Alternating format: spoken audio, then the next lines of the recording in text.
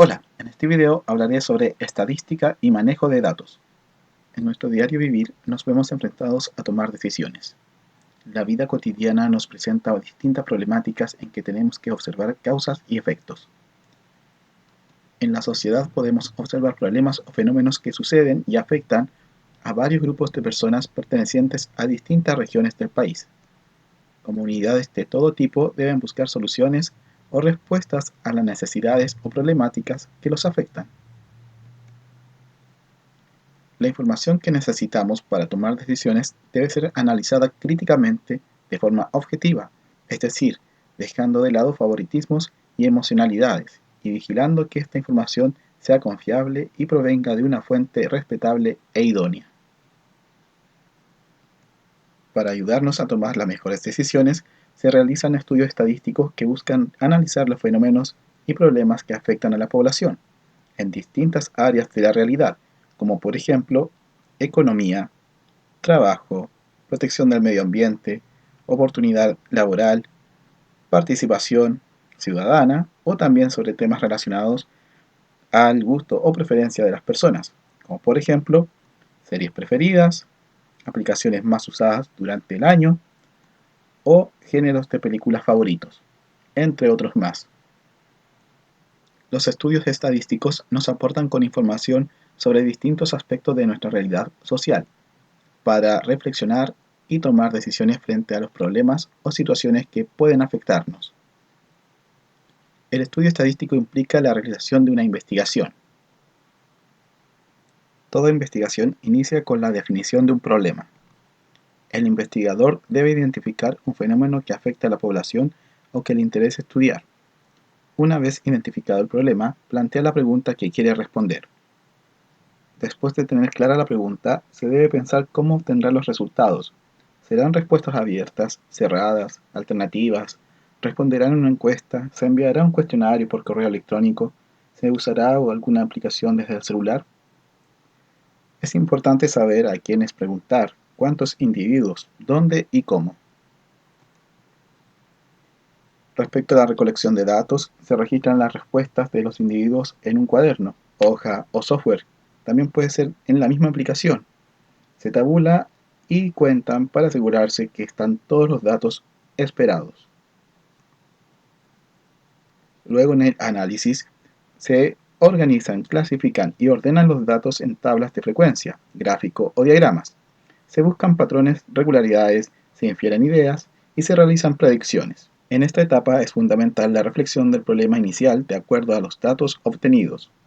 La información obtenida podrá ayudar a tomar decisiones que sean beneficiosas para los demás. Respecto a la conclusión, se responde la pregunta inicial, dando argumentos sobre lo aprendido, pero también se realizan comparaciones. Pueden surgir nuevas preguntas a partir de la información obtenida, deducciones e inferencias, y también se identifican debilidades y fortalezas en el trabajo realizado. Los encuestadores son las personas encargadas de reunir información sobre el tema que se quiere investigar. Les plantean el problema a los individuos, realizan preguntas, toman nota, registran datos, y luego toda esa información es analizada por grupos de expertos con ayuda de software y aplicaciones informáticas. Al finalizar el estudio estadístico se generan los informes de resultados, que resumen el problema, muestran los datos obtenidos y organizan la información a través de tablas y gráficos. En Chile existe el Instituto Nacional de Estadística, INE, creado en 1843, que se encarga de producir las estadísticas oficiales del país, como los censos de población y vivienda, entre otros estudios. En una investigación o estudio vamos a tener la pregunta relacionada con el problema detectado. Por ejemplo, ¿cuál es su nivel de manejo en el uso de la planilla Excel? Las variables que se presentan en las respuestas posibles. Estas variables pueden ser, para esta pregunta, avanzado, intermedio, básico, principiante y no los uso o conozco. Todas ellas son respuestas posibles para la pregunta inicial y son variables ya que no todas las personas que se van a encuestar van a dar la misma respuesta. Recolección de datos mediante instrumentos, pudiendo ser encuesta, cuestionario, entrevista, análisis de documentos, entre otros. Luego, organización de los datos obtenidos.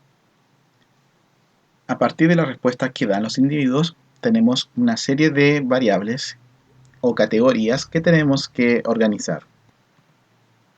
Construcción de tablas de frecuencias. Una vez organizada la información, podemos ordenarla en una tabla de frecuencia. Podemos identificar el nivel de manejo en Excel, donde está la variable, a través de sus categorías, avanzado, intermedio, básico, principiante y no conoce o no lo usa. Y en la siguiente columna, el número de personas, que responde a cada una de estas variables o que se identifica con una de estas preferencias. Construcción de gráficos y o diagramas. A partir de la información presentada en la tabla de frecuencia, podemos también construir un gráfico como el que está acá, que es un gráfico de barra, o cualquier otro. Errores en la construcción y lectura de la información.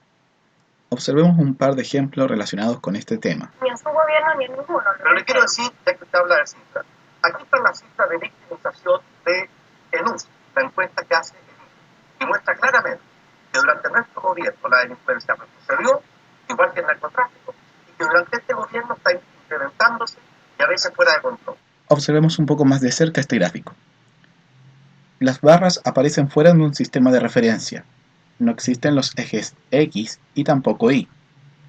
De la misma manera, no se observa una adecuada graduación de los ejes, lo que dificulta la comprensión de la lectura de las barras, ya que se podría pensar que la graduación en la ordenada parte desde cero, y eso llevaría a comparar las alturas de cada barra y encontrar que la barra que representa 22,8% es casi la mitad de la altura de la barra del 27,3%, lo que lógicamente no podría ser, ya que la mitad de 27 no es 22. Además, los datos porcentuales que usaron para este gráfico han sido cuestionados, lo que termina por catalogar como poco confiable esta información presentada. Este gráfico necesita su sistema de referencia, es decir, los ejes X e Y, en donde vamos a tener acá ordenada y abscisa, con los rótulos necesarios para identificar las variables que juegan en esta presentación.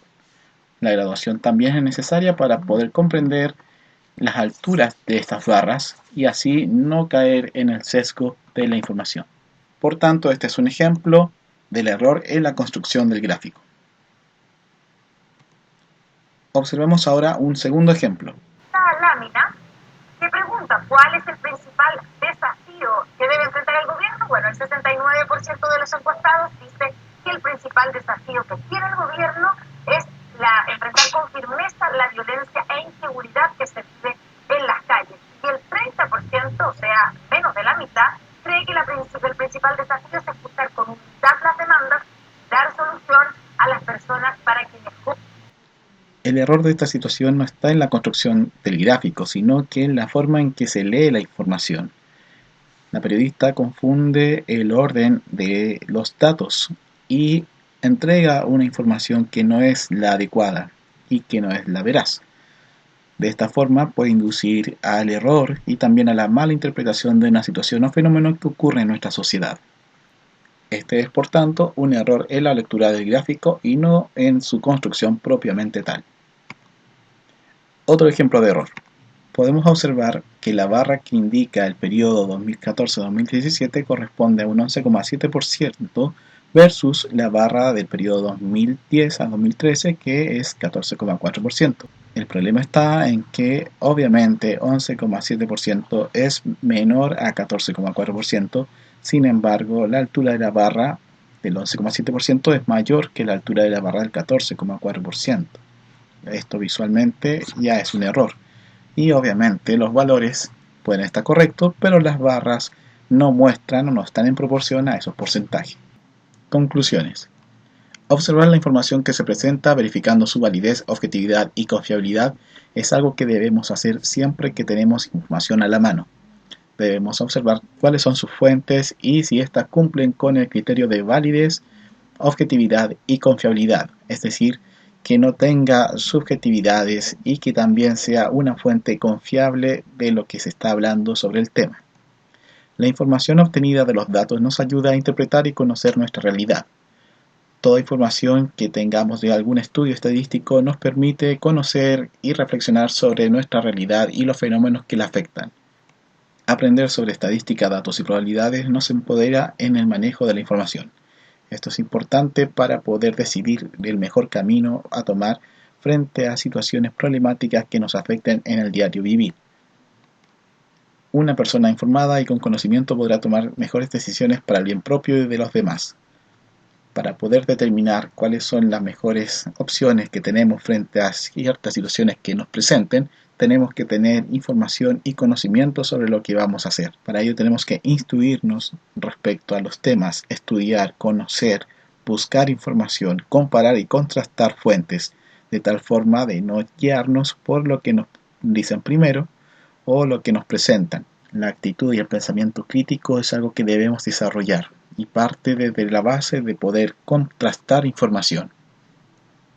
Debemos desarrollar habilidades que nos permitan realizar un análisis crítico de los fenómenos sociales. Esto nos permitirá tomar las mejores decisiones para el bien propio y también el bien común, sin caer en la manipulación de la información y tampoco obedecer o ser sumiso frente a lo que nos pidan o nos demanden elegir. Espero que haya quedado claro y cualquier consulta que tengan sobre este tema pueden escribirlo en los comentarios del video. Hasta la próxima.